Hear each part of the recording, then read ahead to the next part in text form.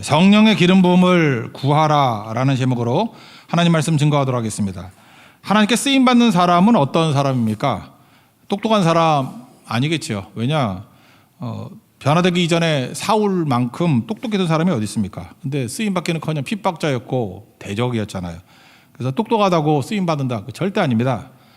또 경험이 많은 사람을 사용한다? 그것도 아닌 것 같죠. 경험이라 그러면 베드로 평생 어부 생활에서 고기 엄청 잘 잡았잖아요. 경험은 킹. 근데 실패자 아니었습니까? 그러니까 경험 갖고도 안 된다는 거예요. 성품 좋은 사람이 되느냐? 복음서에 나오는 제자들 좀 띨띨해서 그렇지 성품이 좋았잖아요. 근데 되는 일 하나도 없습니다. 착한데 멍청한 사람들 많잖아요. 그죠? 그래서 성품 좋다고 다 되는 것도 아니라는 것입니다. 그럼 뭡니까? 하나님께 쓰임 받는 사람의 공통점, 다 기름 부음이 있다는 거예요. 영어로 하면 어노인팅. 기름 부음 받지 않고 쓰임 받는 사람 하나도 없습니다. 그러니까 기름 부음은 하나님이 사람을 쓰시는 방법이에요. 하나님은 절대 혼자 일하지 않습니다. 항상 부르잖아요. 동역자를 부르시는데 사람 통해서 일하시는데 부르시고 플러스 기름 부어 주신다는 거예요. 그래서 하나님 앞에 기름 부음이 없다 그러면 쓰임 받지 못하는 사람입니다. 그건 장애물밖에 안 되겠죠. 부르심이 입었다 그러면 필수적으로 기름 부음이 있어야 된다라는 것입니다. 이 기름 부음이라는 것은 밖에서부터 부어지는 것도 맞는 얘기 같고 특별히 속에 있는 능력을 극대화시키는 거 이것도 맞는 것 같아요. 다윗을 한번 보십시오. 위로부터 능력이 임한 것도 있지만 다윗의 삶의 특징이 있어요. 기적이 한 번도 없었다는 거예요. 그런 의미에서 외부적인 능력이 부어졌다라는 것이 그렇게 극대화되지는 않습니다. 오히려 다윗 속에 있었던 잠재력이 극대화되는 거죠. 그러니까 기름 부음은 그런 거라는 거예요. 엘리야 같이 하늘로부터 불이 떨어지고 3년 반 동안 비가 안 오다가 비가 오게 만드는 그런 능력도 있어요. 기름 부음에. 그러나 다윗과 같이 다윗은 후자가 훨씬 강합니다. 속에 있는 잠재력이 극대화되는 거예요. 그 속에 있는 믿음, 그 속에 있는 사랑, 그 속에 있는 하나님의 바라봄 이런 것들이 극대화돼 가지고 놀랍게 나타나잖아요. 다윗의 삶 가운데는 기적이 한 문제도 없었습니다. 그럼에도 불구하고 하나님이 가장 기뻐한 사람이고 하나님의 뜻대로 가장 충실하게 살았던 사람이 다윗이다. 그런 의미에서 지금 현대적인 삶을 살아가는 사람들에게는 이 두 가지 요소가 다 필요한 것 같아요. 위로부터 부어주는 능력도 있어야 되고 또 하나는 속에 있는 잠재력을 극대화시키는 것. 이게 기름 부음이라는 것입니다. 형제가 7명 있었잖아요. 다윗 빼놓고 8명이니까. 형 엘리압이 왔습니다. 그랬더니 이 뽀대가 좋았는가 봐요. 그래서 그냥 기름 부으려고 그랬더니 하도 메모가 좋아서. 그래서 용모와 키 이런 거 하나님 안 본다 그랬죠. 용모와 키. 너무 잘생긴 사람 그러면 하나님이 안 쓸 가능성이 커요. 어떻게 찐따같이 감자같이 생겼다 그러면 유심히 보십시오. 하나님이 쓰실 것 같고 키는 큰 걸 말하겠죠. 너무 크면 잘 안 써요. 농구에나 쓰임 받지 하나님께 쓰임 받지 않아요. 키하고 관계없는 거죠. 오히려 작아도 괜찮습니다. 이게 키와 관계. 그러니까 사람이 이렇게 굉장히 높은 점수를 주고 하는 것들이 반드시 맞는 게 아니다 그런 뜻이겠죠. 하나님은 뭘 봐요? 중심을 보신다는 거죠. 중심이 뭐예요? 이렇게 내면을 본다는 거 아니에요? 안식일이 뭐라 그랬습니까? 말씀이 밖에 있던 말씀이 안으로 쑥 들어오는 시간, 말씀의 내면화 시간. 그러니까 중심을 보신다 그러면 안식일에 말씀의 내면화가 있어야 주님이 보시는데 합격하는 사람이 되겠죠. 이 중심을 보신다라고 하는 것을 사무엘상 그 앞부분의 13장에 그 사울왕이 못된 짓 하잖아요. 그 제사장만 드려야 될 제사 지가 드리고 또 아말렉 진멸하라 할 때 진멸하지 않고 그랬더니 13장 14절에 너 버린다 그러고 여호와께서 그의 마음에 맞는 사람을 구하여 여호와께서 그를 백성의 지도자를 삼을 것이다 이런 말씀이 나와요. 그의 마음에 맞는 사람 이 부분하고 16장하고 이렇게 합쳐가지고 그 사도 바울이 설교를 할 때 사도행전 13장 22절에 이렇게 말씀하죠. 내가 이새의 아들 다윗을 만나니 내 마음에 맞는 사람이다. 그러니까 마음에 맞는 사람이라는 표현은 앞부분에 사울왕 때 나와요. 거기서 설명할 때 나오고 그 다음에 여기서 보니까 이가 그니라는 얘기가 나죠. 이가 그니 뭐예요? 이가 어떤 사람이에요? 하나님 마음에 딱 맞는 사람. 근데 하나님 마음에 맞는 사람이라는 게 이제 정황을 보니까 뭐예요? 중심이죠. 중심이 하나님을 향하고 있는 사람, 그런 사람이 하나님 마음에 딱 맞는 사람이다. 그게 바로 다윗이라는 거죠. 그러니까 우리는 맨날 껍데기만 본다고 용모와 키 이런 거 보는데 그거 백날 좋아봐야 성품 좋아봐야 소용없다 이거까요. 하나님이 뭘 봐요? 중심을 보는데 중심이 뭐예요? 하나님 마음에 맞는 사람. 이가 그니 그걸 바라본다라는 것입니다. 그래서 이 내용들 한번 보자고요. 그러니까 하나님 마음에 맞는 사람이 뭘까? 일단은 형들 이런 건 아니잖아요. 그죠? 아니라는 것부터 한번 읽어볼까요? 6절 7절을 한번 읽어봅시다. 시작. 그들이 오매 사무엘이 엘리압을 보고 마음에 이르기를 여호와의 기름 부으실 자가 과연 주님 앞에 있도다 하였더니 여호와께서 사무엘에게 이르시되 그의 용모와 키를 보지 말라. 내가 이미 그를 버렸노라. 내가 보는 것은 사람과 같지 아니하니 사람은 외모를 보거냐 나 여호와는 중심을 보느니라 하시더라. 이 중심이 뭐라 그랬어요? 사무엘상 13장 14절에 보니까 마음에 맞는 사람, 이걸 종합해가지고 사도행전 13장 22절에 사도 바울은 뭐라고 표현했어요? 이새의 아들 다윗을 만나니 내 마음에 맞는 사람이다. 그 맞는 사람이 뭐예요? 그게 중심이고, 그 다음에 그를 딱 만났더니 이 사람이 하나님 마음에 맞는 사람이네. 중심이 하나님을 향한 사람이네. 그래서 이 사람이 그 사람이야 그랬다고요. 그거 읽어봅시다. 12절입니다. 시작. 이에 사람을 보여 그를 데려오매 그의 빛이 붉고 눈이 빼어나고 얼굴이 아름답더라. 여호와께서 이르시되 이가 그니 일어나 기름을 부으라 하시느니라. 이가 그니 뭐예요?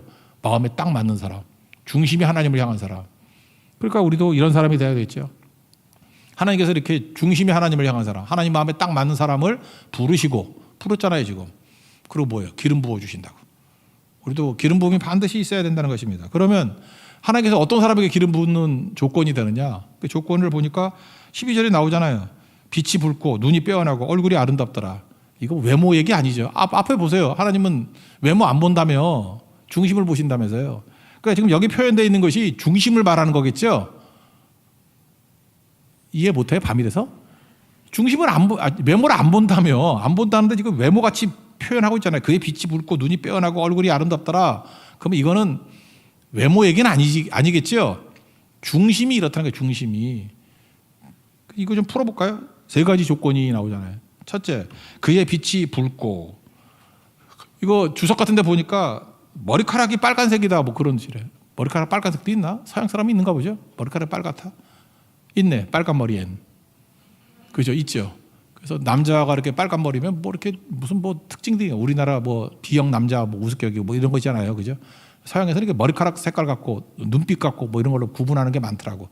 우리 뭐 다 똑같으니까 그걸 구분해봐야 소용이 없죠. 그러니까 빨간 머리다. 근데 그건 뭐 설명해봐야 아니라는 거 다 알지 않습니까? 빨간 머리 다윗, 그거 아니라는 거예요. 이건 두 가지 해석이 제가 볼 때 맞는 것 같아요. 그의 빛이 붉다라고 할 때 피부색을 말하는 것 같아요. 햇빛에 그을린 피부. 그게 햇빛에 오래 있으면 이렇게 뻘겋게 되잖아요. 타가지고. 무슨 얘기입니까? 열심히 일하는 얼굴이라는 거예요. 그러니까 허연 얼굴, 맨날 그 선블락이나 발라가지고 허옇고 집에 돌고 있는 얼굴이 아니라, 스킨케어 했던 얼굴이 아니라 열심히 일하는 얼굴이라는 거예요. 노동했던 얼굴. 외모가 말해준다는 거죠. 그의 성실성. 그래서 우리 어떤 사람, 뭐 한의사가 그러대. 이렇게 들어오는 것만 봐도 어디 아픈지 안 돼. 그러니까 한 3, 40년 이렇게 살다 보면은 그 사람의 그 자세, 태도 보면은 어디가 아픈지 안 돼. 저도 들어가니까 어디가 아픈지 알더라고. 근데 아픈 데가 없었거든. 근데 뭐라더라고, 어디가 아프지 않냐고. 옛날에 아팠던 쟤는 맞더라고요. 그죠? 그러니까 자세 보고 또 맞는 것 같기도 하더라고요. 야고보 같은 사람은 그의 삶을 몸에서 보여주죠. 낙타무릎이라고. 하도 기도를 많이 해가지고 관절염이 심하게 걸리는 거 봐. 낙타무릎. 무릎이 이렇게 툭 튀어나왔대. 돌출돼가지고. 낙타무릎이다. 그래서 그 유명하잖아요. 어떤 분은 이렇게 목소리 들어보면은 알겠어요. 이렇게 기도를 많이 한 분이라는 거. 코로나 걸린 게 아니고 기도를 많이 한 거야. 뭐 쉬어가지고. 그죠? 기도를 하도 많이 해가지고. 근데 어떤 사람은 기도 전혀 없는 그런 느낌이 있는 사람도 있잖아요. 적어도 기도한 얼굴, 기도한 목소리 이런 게 있어야겠죠. 그래서 그의 빛이 붉다. 햇빛에 그을은 얼굴. 열심히 일하는 모습. 저는 이거 굉장히 중요한 해석이라고 생각해요. 또 하나는 햇빛에 그을은 거라기보다도 지금 당장, 그죠? 달려와서 상기된 얼굴. 막 뛰면은, 그죠? 100m 뭐 한 13초로 막 뛰어오면은 얼굴이 빨개지겠죠. 맥박이 한 100 정도 되고 그런 거죠. 그럴 때 그 모습이라는 거예요. 그러니까 다윗은 부르니까 이렇게 어슬렁어슬렁 느릿느릿 온 게 아니고 열심히 뛰어왔다는 거예요. 열심과 최선. 그러니까 뭐 다 똑같은 의미겠죠. 얼굴이 그을려서 붉은색이 되었다. 또는 상기된 얼굴, 빨리 뛰어와서. 다 공통점이 무엇입니까? 보름받아 나선 이 몸이죠. 주님 부르시면 얼마든지 갑니다. 하나님의 부르심이 있으면 아멘 하고 뛰어가겠습니다. 그런 거죠. 이런 사람들 하나님께서 사용해 주신다는 것입니다. 그러니까 뭘 해도 열심히 하십시오. 열정적으로. 힘차게 기도하고 힘차게 찬송하고. 아주 느릿느릿 하지 말라고. 내가 느려 터져가지고 쓰임받는 사람 못 봤어요. 그죠? 어슬렁어슬렁 해가지고. 하나님의 일이라 그러면 발걸음이 달라져야 되겠죠. 열정. 열정이 속에 불이 있어야 될 거 아니에요. 불이. 연탄재 함부로 차지 마라. 너는 누군가에게 한 번이라도 뜨거운 사람이었냐. 뭐 맨날 그런 거 좋아하잖아 우리. 연탄재마다 못하면 안 되겠죠. 확 연탄재가 뭐 한 번 뜨거워서 되겠어. 우리 날마다 뜨거워야겠죠. 그 속에 불이 있어야 된다는 거죠. 불, 열정. 하나님께서 그런 사람에게 기름 부어 주신다. 다윗에게는 열정이 있었다. 형들하고 좀 다르더라. 뭐 그런 거겠죠. 예레미야 선지자도 그런 거 있었죠. 뭐 하나님 말씀 안 전하려고 그랬다며 20장 9절에 보니까. 근데 마음이 불붙는 것 같아서 열정이 너무너무 강해가지고 골수에 사무쳐서 답답해서 견딜 수 없어서 또 전할 수밖에 없다. 이 열정이죠. 하나님께서 이런 사람 사용해 주신다는 것입니다. 저는 여러분의 삶 가운데 불이 임하기를 원합니다. 열정이 임하기를 원합니다. 그럼 하나님께서 기름 부어 주신다는 거예요. 또 하나 눈이 빼어나다. 그럴 때 눈이 빼어나다는 게 뭐예요? 눈이 빼어나다. 안구 돌출 그런 거 아니겠죠? 뒤통 쳐가지고 눈알이 튀어나와야 되는 그건 아니에요. 눈이 빼어나다. 순수하고 깨끗하다 그런 뜻이래요. 눈이 맑은 사람. 사람 그 눈 보면 알죠? 마음을. 마음 보면 다 알잖아. 그 눈은요. 그 속일 수가 없어요. 마음을. 그래서 독재자나 이런 사람들 보면 선글라스 맨날 끼고 다니잖아. 그거 모르세요? 항상 보면 독재자는 거의 선글라스를 껴. 왜냐하면 자기 마음을 들킬까 봐. 두려워하는 마음을 이렇게 들킬까 봐 선글라스 끼고. 그다음에 또 이렇게 속이는 사람들은 시선을 못 맞추잖아.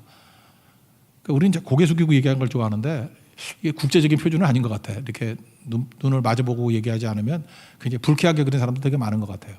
그러니까 시선이죠. 이렇게 눈을 보면은 맑아지죠. 또 하나가 옛날에 내가 그런 거 봤는데 그 아무리 분장을 해도 나이를 속일 수 없는 게 있다고. 그게 뭐냐 눈빛이래요. 젊은 사람 눈빛과 노인 눈빛이 달라요. 눈빛이 늙은 거야. 근데 어떤 사람은 노인 분장을 했는데 눈빛이 제가 딱 보니까 너무 젊은 사람이야. 딱 맞더라고. 눈빛이 그래요. 그러니까 여자분들 맨날 뭐 성형하고 맨날 피부 잡아당기고 해봐야 고수들은 눈빛만 딱 보고 45세, 55세 금방 알아요. 그렇다는 거예요. 그죠? 눈빛. 근데 여기서 말하는 게 뭐예요? 눈이 빼어나다 그런 얘기는 순수함이 있다는 거죠. 눈빛에 순수함이 있다. 눈빛을 보면서 읽을 수 있다는 거예요. 그 마음이 하나님을 향한 깨끗한 마음이다. 그래서 팔복에도 나오잖아요. 마태복음 5장 8절에 마음이 청결한 자는 그러니까 뭐예요? 눈빛이 맑은 자죠. 하나님을 볼 것이다. 그러니까 여러분들 서로 간에 눈빛 테스트를 해보라고. 너 눈빛이 이상해 그러면 진짜 그래요. 똑같은 사람들 목회자니까 자주 경험하잖아요. 똑같은 성실한 분인데 이렇게 죄 짓고 뭔가 이렇게 반역의 마음이 있고 할 때 눈빛이 달라져요. 살기 어린 눈빛이 있어. 그게 마음이거든. 마음이 그런 마음이라고. 그런데 은혜 받고 하나님 앞에 이렇게 회개하는 마음으로 서 있을 때 눈빛을 보면 아이의 눈빛이야. 아기 눈빛.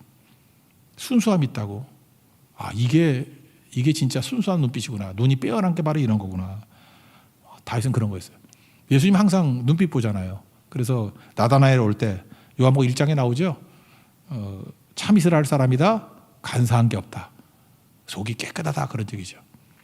우리 요즘에 계속 말씀하지만 속이 깨끗하기 위해서 필요한 게 영이 깨끗하기 위해서 필요한 게 뭐죠? 뭐 열심히 하는 것보다도 일치, 인테그리티. 마음과 말이 일치돼야 되고 말과 행동이 일치가 돼야 되고 그죠? 또 우리 속에 있는 믿음과 삶이 일치가 돼야 되고 그게 눈이 빼어나다 그런 거예요. 다윗은 보면 전반적으로 이런 게 있었겠죠. 근데 우리 제일 문제가 무엇입니까? 우리 껍데기는 속이잖아요 자꾸만. 근데 마음이 너무 상처를 입었어요. 상처 입은 사람이 많아가지고 우리 요즘에는 참 그게 목회지만 목회도 쉽지 않은 게 뭐냐 하면은 너무 상처 입은 사람이 많아. 여기저기 상처 입고 그게 뭐냐면 믿음이 없기 때문에 그런 거거든요. 내면화시키지 못하니까 이 험한 세상을 자기 생 마음으로 부딪힌 거예요. 그러니까 여기저기 상처가 너무너무 많은 거예요. 그러니까 말 한마디를 못 견뎌. 말 한마디를 못 견뎌서 오해하고 곡해하고 꼬이고 힘사가 뒤틀리고 그래요. 그러니까 상처죠 상처. 그래서 관계가 다 깨져버려. 나중엔 두려워서 제가 불쌍한 게 보면은 자기도 알아. 상처가 자기 너무 아프니까 관계 속에 못 들어와. 관계 속에 들어오면 또 상처 입잖아. 그러니까 이제 외곽에만 돌고 무슨 외로운 늑대 같아. 계속 외로우면서 외롭다 하면서 들어오지 못하고 상처 때문에 그렇거든요. 이게 되게 문제죠. 근데 다윗은 양들을 치면서도 뭐 형들도 무시하고 아버지도 무시하고 뭐 얼마나 무시합니까? 형들이 부를 때 동생 안 데려가잖아. 형들도 무시하고 아버지도 오니까 뭐 더 있냐 그랬더니 막내 하나가 더 있는데 뭐 이러잖아. 그리고 데려올 생각도 안 해. 그러니까 사무엘이 단식 투쟁하죠. 빨리 데리고 와. 안 데리고 밥 안 먹어 그러잖아. 몰라요 성경? 그래서 데려오잖아. 그러니까 형들 무시, 아버지 무시. 그런데도 불구하고 상처가 없어 다윗은. 왜 그래요? 우리 잘 알잖아요. 들판에서 뭐 예배하고 기도하고 막 이러면서 말씀이 내면화되니까 상처가 없다니까. 뭔 짓을 해. 다윗이 상처 입었다는 건 별로 없잖아요. 그죠? 나중에 죄 짓고 난 다음에 상처 입었지. 이때 상태가 좋았다고. 항상 내면화되니까. 여러분 지금도 그래요. 뭐 멘탈이 약해졌다는 건 결국 내 책임이에요. 말씀이 내면화되면 뭐 약할 게 뭐 있어. 얼마든지 이길 수 있는 거겠죠. 그죠? 근데 그는 상처 없이 다 이겨내지 않습니까? 할 일 다 하고. 그러니까 하나님께서는 어떤 사람에게 기름 부어 주시냐면 이렇게 마음의 일치, 인테그리티가 있는 사람, 마음에 상처가 없고 말씀으로 내면화되어 있는 사람. 그게 뭐로 드러나요? 눈이 빼어남으로 드러난다는 거예요. 그래서 하나님께서 사용해 주신다. 여러분 어떤 무시를 당하더라도 그 흔들리지 않는 종 되길 바랍니다. 그리고 막판에 다윗 데리고 오라 그러죠. 다윗 너 부른다 오라 그러면 상처 입은 사람은 안 갈 거야. 안 가. 나도 존심이 있지. 자존심이 있지. 뭐 형들도 안 불렀잖아. 아버지도 안 불렀잖아. 그러면 그 상처 입은 거예요 그게. 다윗은 그런 거 없잖아. 오라니까 또 가잖아. 쪼르르 가잖아. 이게 진짜 멘탈 강한 사람이에요. 그죠? 이게 강한 사람이지. 이런 사람 이게 중요한 거겠죠. 제가 개인적으로 제가 최근에 접했던 사람 중에 하나가 뭐냐면 헌신도 해. 정말 크리스찬다운 일들을 해요. 얼마나 잘 참고 잘 해주고 하는지. 희생도 하고. 그 내가 자랑스러웠거든요. 야 저렇게 잘하는 분이 어딨나. 근데 그 잘했던 거 한 5년 끝나고 난 다음에 두고두고 원한을 얘기해. 내가 죽도록 헌신해도 알아주는 놈 하나도 없고 억울하다. 내가 쟤를 위해서 뭘 어떻게 했는데 저거 배은 망덕하다. 맨날 똑같은 얘기를 내가 내 귀에 들은 거 다 5번 들었어. 그죠? 은혜는 물에 새기고 원수는 돌에 새긴다. 레퍼토리는 좀 바꿔가면서 하지. 비슷비슷한 얘기들. 제가 보니까 그래요. 잘해놓고 그냥 예수님같이 입 다물고 있으면 정말 좋은 건데 잘해놓고 그게 상처가 된 거예요. 그러니까 이것도 정죄하는 건가? 정죄하는 거네. 믿음으로 했으면, 믿음으로 말씀이 내면화된 마음으로 했으면 그거 I don't care 그러고 그냥 쭉 가는 건데 그 믿음이 아닌 자기 의지나 뭐 그런 걸로 했던 것 같아요. 착한 이지 뭐 이런 걸로. 그러니까 상처는 입어가면서 한 거예요. 그리고 믿음으로 내면화되지 않으니까 이게 5년 지나고 10년 지나도 두고두고 얘기하는 거라고. 그러니까 안타깝죠. 어떻게 저렇게 헌신하고 난 다음에 막판이 왜 저럴까?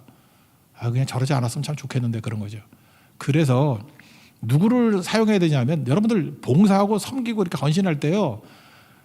은혜 받아야 돼요. 말씀이 내면화돼야 된다고. 제가 종종 이렇게 물어요. 이렇게 헌신적이고 성실하게 한 분들을 혹시 하나님 말씀이 내면화되고 계십니까? 예배에서 은혜를 받고 계십니까? 예수님 만나고 계십니까? 네, 아멘 그러더라고요. 그래도 계속 불안해. 저 괜히 네 그러고 또 속에 가서 또 상처 입어가지고. 그죠? 진짜 그래야 돼, 진짜. 그렇지 않으면 안 되는 거죠. 목회도 그래요. 목회자들도 보면은 하나님의 은혜와 말씀이 내면하지 못한 사람은 목회 못하더라고 그래. 이게 얼굴이 눈빛이 살기로 변해요. 왜냐하면 상처를 입거든. 얼마나 상처가 심하겠어. 이게 소위 말하는 일반 사람으로 감정 노동 아니야. 그죠? 나쁜 얘기 다 쏟아붓고 뭐 하고 막 그러잖아요. 그게 다 상처 있겠죠. 이게 말씀이 내면화돼야 이길 수 있는 건데. 다윗의 두 번째 강점이 뭐예요? 눈이 빼어나다고. 여러분 눈빛이 빼어난 종들 되기를 원합니다. 네, 바로 그거예요. 일치, 내면화시키는 거. 그럴 때 승리할 수 있다. 그런 모습이었고. 세 번째는 얼굴이 아름답다. 이거 외모 아니란 거랬죠. 얼굴 아름답다. 그 욕먹히 보지 않는다. 그럼 뭐지 이건? 모세 이야기에 이런 거 기억하십니까? 모세 어렸을 때 갈대탕제에 담아가지고 보낼 때 출애굽기 2장 2절에 보니까 그 여자가 임신하여 아들을 낳으니 그가 잘생긴 것을 보고 애가 태어났어요. 아들을 낳으니 태어나자마자 그가 잘생긴 걸 봤대. 깐난아기가 잘생긴 거 봤어요?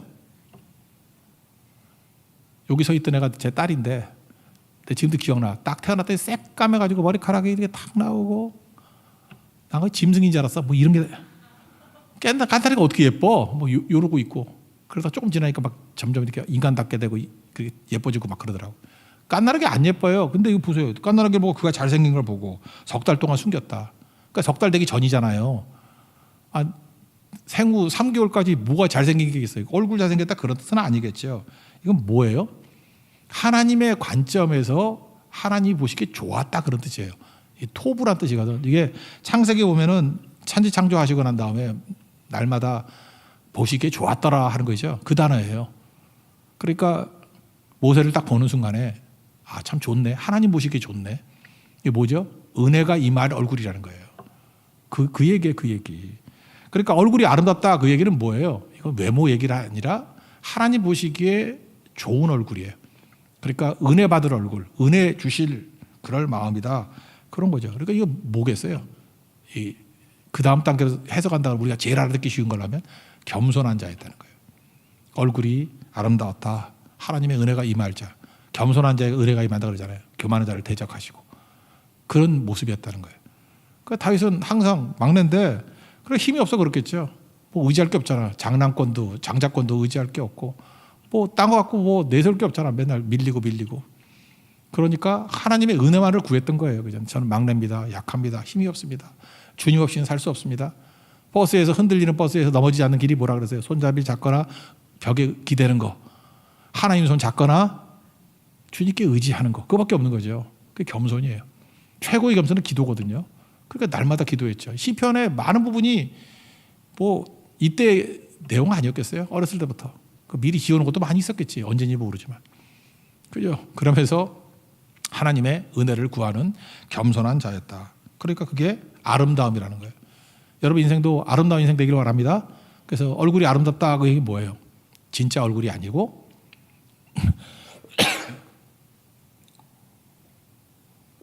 그의 태도 또 그의 성량 이런 것들이 아름답다 그런 얘기예요. 그런 자에게 하나님께서 뭘 하십니까? 기름 부어 주신다. 그러니까 여러분들 하나님 앞에서 이런 모습이 꼭 있기를 원합니다. 그래서 어떻게 보면 굉장히 은유적인 표현들인데 이 은유적인 표현을 통해서 기름 부음 받는 하나님의 종 되기를 원합니다. 그 기름 부음이 왜 필요한가? 왕으로서 기름 부음 받아야 하나님 앞에 쓰임 받지. 근데 기름 부음이 필요한 게 우리 삶의 전 영역이라고. 이건 그냥 빠르게 한번 점검해 봅시다. 첫째, 기도 생활에 기름 부음이 필요해요. 기도 생활에. 기름 부음 없으면요. 성령의 기름 부음이 없으면 기도 잘 못해요. 그냥 몸만 상해요. 그 기름 부음이 없으면 일단 중보기도 하잖아요. 중언부언해. 누구를 해서 중보기도 합시다 그러면 생각이 안 나. 뭘 기도하지? 이러는 거. 그런데 성령의 기름 부음이 딱 있으면은 물론 기도 여러 명 합니다. 그런데 어느 순간인가 주님께서 이렇게 짚어주는 게 있어. 어떤 데 불이 붙어. 그러니까 이 명단, 저 같으면 이제 30명 이렇게 명단이 쫙 있다. 오늘 30명 기도한다. 그러고 기도를 하는데 상태가 아주 좋을 때, 성령 충만할 때, 그때는 어느 기도 똑같은 1분씩 기도를 해도 30분 걸리잖아요. 그죠? 1분씩 해도. 근데 1분씩 기도한 적이 없어. 1분이 아니라 어디서 불이 확 붙어. 죄송합니다. 그 뒤에는 못해. 그래서 거기 불이 확 붙어가지고 또 좀 하다가 또 확 붙고 그런 경우가 되게 많아요. 그래서 어떤 때는 랜덤으로 하고 앞으로 갔다 뒤로 갔다 막 이렇게 하기도 하는데 그런 게 있어요. 그게 바로 뭐죠? 꼭 보면 기도가 꼭 필요했던 거예요. 그러니까 기름 부음이 있어야 그런 게 느껴진다니까. 그거 없으면은 삽질하는 거지 그냥. 뭐가 중요한지를 몰라요. 근데 기도하면 성령께서 불 붙여 주신다니까. 이거다 하고. 그러니까 기도 생활에서 너무너무 중요한 거죠. 아니면은 힘들어서 못해요. 기름 부음 없으니까 겟세마네 동산에서 제자들 중요한 순간 아니에요. 기도할 마음 있었죠. 예수님도 그러잖아요. 마음은 원이로 돼 육신이 약해서 그러잖아요. 마음이 원하지 않았던 것도 아니에요. 근데 기름 부음 없으니까 힘들어서 못하는 거예요. 힘들어서. 지금도 이렇게 사역이 힘들고 기도가 힘들고 예배가 힘들고 이해해요. 그거 비난할 수만은 없어. 기름 부음 없으니까 그렇지. 기름 부음 없으니까 힘든 거야 다. 그냥 헉헉대면서 하는 거예요. 헉헉대면서. 근데 기름 부음이 있으면요 힘있게 합니다. 사도행전 보세요. 거기 기도 힘들게 하는 거 봤어요? 능력 있게 하는 거죠. 그래서 여러분들 기름 부음을 구하십시오. 그래야 기도가 됩니다. 그리고 오래 기도할 수 있어요. 오래 기도할 수 있어요. 제일 불행한 게 뭐냐면 이렇게 사역하는 사람들이 기름 부음이 없어. 그래서 기도도 못해. 오래 못해. 맨날 나가서 노닥거리고 커피나 마시고 뭐 이런 걸 오래 해. 커피는 2시간 마시는데 기도는 2분밖에 못해. 그건 이제 비난하려고 그러는 게 아니라 불쌍한 거죠. 안타까운 거죠. 저러면 안 되는데. 저도 그런 때가 있었다니까요. 저도 사역에 그런 때가 있었어. 내가 되게 불쌍하더라고. 이게 왜 그러지? 기름 부음이 필요하다고. 기름 부음. 두 번째는 예배 생활에서 기름 부음이 꼭 필요합니다. 찬양할 때 기름 부음이 있어요. 그다음 말씀 증거할 때 기름 부음이 있고, 그리고 기도할 때 귀신이 쫓겨나가요. 막 소리 지르며 나가고, 막 그래. 회개의 영이 임하는 그런 기름 부음. 요한복음 4장에 나오는 것 같이 영과 진리로 드리는 예배예요. 기름 부음에 기름 부음. 어떤 분이 지성소 예배 그러더라고. 마당에서 드린 예배가 아니라 지성소, 하나님 만나는 기도. 북한성도 얘기를 했죠. 남한에 왔더니 숫자는 많이 모이는 것 같이 보이는데 하나님 임재가 잘 느껴지지 않는다고. 북한에서는 숨어서 예배 드리는데도 그냥 눈물이 수도꼭지에서 물 나오듯이 막 쏟아지고 뜨거움이 임했고, 이렇게 좁은 구석 같은 데인데 이렇게 이불 뒤집어 쓰고 예배 드려도 빛이 임한다. 빛이. 하나님의 빛이 임하는 그런 예배. 우리 교회도 이렇게 북한에서 오신 탈북자 가족이 있고 한데 그분들은 또 초신자예요. 그분들 그런 능력과 은혜가 또 임하기를 원합니다. 그런 거죠. 말씀의 능력이 임하는 거. 그죠? 그 다음에 말씀이죠. 말씀. 말씀에도 기름 부음이 있어야 된다니까요. 전하는 것도 그렇고 듣는 것도 그렇고 말씀 들을 때마다 불이 확 임해요. 그러지 않으면 듣기는 들어도 듣지 못하며 보기는 보아도 보지 못한다. 이사야서 말씀은 꼭 그대로지. 그러니까 기름 부음이 있어야 말씀이 역사한다고. 그래서 예레미야 23장에 보니까 하나님 말씀이 불같지 아니하냐, 바위를 쳐서 부스러뜨리는 방망이 같지 아니하냐 그러잖아요. 그러니까 내 삶을 다 박살을 내버리고요. 히브리서 표현에 의하면 좌우에 날선 양날검 같다고. 혼과 관절과 구슬을 찔러 쪼개기까지 한다고. 그게 기름 부음이죠. 그러니까 기름 부음이 있지 않으면 말씀을 틀어도 소용이 없고 기도도 안 되고 예배도 안 되고, 그러니까 다 뭐야? 노동이야. 노동이 되지 않고 이게 폭발력이 있는 능력이 되기 위해서 뭐가 필요해요? 기름 부음. 여기도 지금 사역하시는 여기도 지금 새롭게 안수 받으신 목사님도 계시고 그러는데 제가 맨날 기도해요. 기름 부음 달라고. 기름 부음이 있으면요 폭발해요. 내가 맡은 사역보다 능력이 더 커. 그러니까 이게 터져버린다고. 막 터져버려. 그러지 않으면 그 몇 명 안 되는 것도 감당을 못해. 위축이 돼가지고 눌려버려.